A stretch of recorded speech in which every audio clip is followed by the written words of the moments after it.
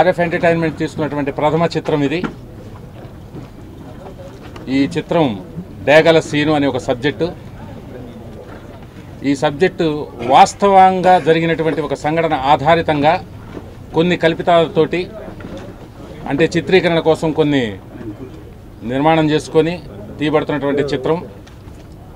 ఈ టైటిల్ డేగల సీను చెప్పబడిన దాంట్లో అందరూ హీరోలే, అందరూ విలన్లే. యువత లేనిపోని బేజాలకు పోయి ప్రగల్భాలు, వాడంతా వీడంతా అనే వాటి దగ్గర నుంచి చిన్న ఒక సందర్భం దగ్గర చోటు చేసుకుని రమారమి ఒక 50 హత్యల దాకా జరిగినటువంటి ఒక యథార్థ సంఘటనలో ముఖ్యాంశాలు తీసుకొని ఈ చిత్ర నిర్మాణం జరుగుతుంది. ఈ చిత్రంలో ప్రధానంగా 3 ప్రధానమైనటువంటి హీరో క్యారెక్టర్లు ఉంటాయి. మన సబ్జెక్టే, మరొకసారి చెప్తున్నాను, మన సబ్జెక్టే హీరో, మన సబ్జెక్టే విలన్. 3 హీరోయిన్లని, తర్వాత ముఖ్యంగా ఆర్టిస్టులుగా తనకంటూ ఒక నిర్మాణం చేసుకొని, ఒక స్థానాన్ని నిర్మాణం చేసుకుని చలనచిత్రంలో నడుస్తున్నటువంటి అనేక మంది అతిరథ మహారథులతోటి ఈ చిత్రం నిర్మాణం జరుగుతుంది. దీంట్లో హీరోయిన్గా మీ ముందు ఈరోజు ప్రవేశపెడుతున్న అమ్మాయి జహీరా శ్యామ్ ఫ్రమ్ కాశ్మీర్. అమ్మాయి ఆర్టిస్టు, ఇంతకుముందు 2 సినిమాలు చేసింది. అయితే చక్కటి అభినయం చేయగలిగిద్దనే నమ్మకం, ఆ క్యారెక్టర్కి ఇంపైనటువంటి సోయగాన్ని ఇవ్వగలిగేటువంటి ఆ నమ్మకం నాకుంటుంటోటి ఆవిడని తీసుకోవడం జరిగింది. అదేవిధంగా ప్రధానమైనటువంటి క్యారెక్టర్స్లో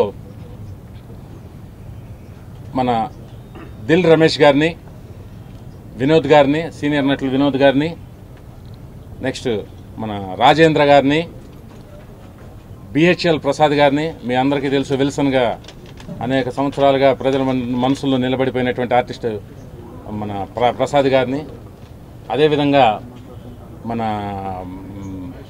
మహేష్ ఖన్నా గారు. వీరు వచ్చేసేమో ఇంతకుముందు ఒక చిత్రానికి ప్రొడక్షన్ చేశారు, నటించారు.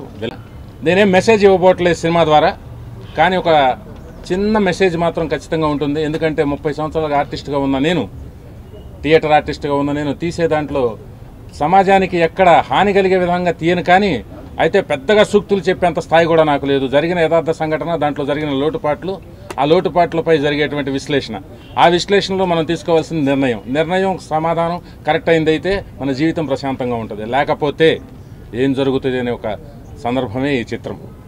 ఈ చిత్రానికి సంబంధించి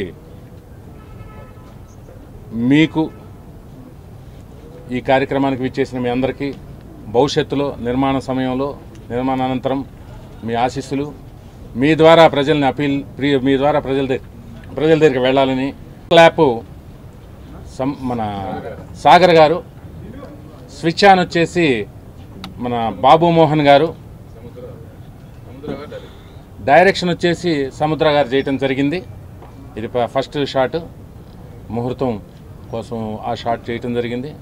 ఆ దేవుడు మా ఎందు దయ ఉంచి ఈ ప్రాజెక్ట్ని నిర్విఘ్నంగా నడుపుతారని కోరుకుంటూ, ఇది 2 షెడ్యూల్స్గా ఈ సినిమా చిత్రం నిర్మాణం అవుతుంది. 30, ఒక 40, 30 ఒక 10 రోజుల పాటలు, అంటే 60, ఒక 70 రోజుల దగ్గర సుమారు 80 రోజులు మా షెడ్యూల్ జరుగుతుంది. ఇక్కడి నుంచి ఒక 20 రోజుల తర్వాత గుంటూరులో చిత్రం ప్రారంభమవుతుంది.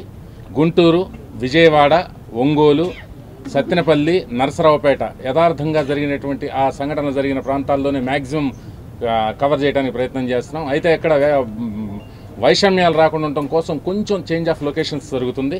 అదేవిధంగా పాటలు వచ్చేసి దీని తర్వాత పాటలు కూడా నేను ఎక్కడ కూడా బయటకు పెట్టలేదు, లోకల్గానే చేస్తున్నాను. విత్ ఇన్ ఆంధ్ర అండ్ తెలంగాణలోనే జరుగుతుంది. మ్యాక్సిమం కొంచెం కర్ణాటకలో చేయటం జరుగుతుంది. I would like to say thanks my director Garu, आपने मुझे इतना अच्छा चांस दिया, so thank you so much sir. और बहुत जल्द हम शूटिंग स्टार्ट करने वाले हैं, जैसा कि सर ने आपको बताया ही है, तो मिलेंगे बहुत जल्दी, अपनी फिल्म लेकर आएंगे. I'm sure हम बहुत अच्छा करेंगे, अपनी तरफ से तो पूरी कोशिश करेंगे. और रही बात डायरेक्टर सर की, तो ही इज़ बेस्ट. అమర్నాథ్ గారు నాకు చాలా పాత మిత్రుడు. చానాళ్ళ క్రితం మేము కలిసేవాళ్ళం, తర్వాత మధ్యలో గ్యాప్ వచ్చి చానాళ్ళగా దూరం అయ్యాం. ఇప్పుడు మళ్ళీ కలుసుకుంటున్నాం. ఈ సినిమాలో నాకు మంచి క్యారెక్టర్ ఇస్తున్నారు. అవకాశం ఇచ్చినందుకు వారికి థ్యాంక్స్ చెప్పుకుంటున్నాను. అమర్నాథ్ గారు చాలా కసి మీద ఉన్నారు. ఈ సినిమా చాలా బాగా తీస్తారు. ఇది న్యాచురల్ సబ్జెక్టు, చాలా బాగుంటుంది, థ్రిల్లింగ్గా ఉంటుంది.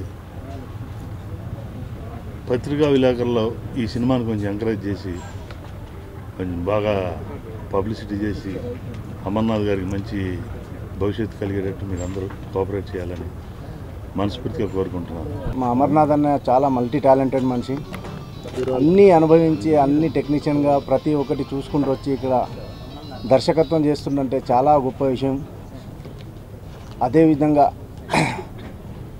ఆ దేవుడు ఆశీస్సులు ఎప్పుడు ఉంటాయి మా అమర్నాథ్ అన్నయ్యకు సెలవు తీసుకుంటాం.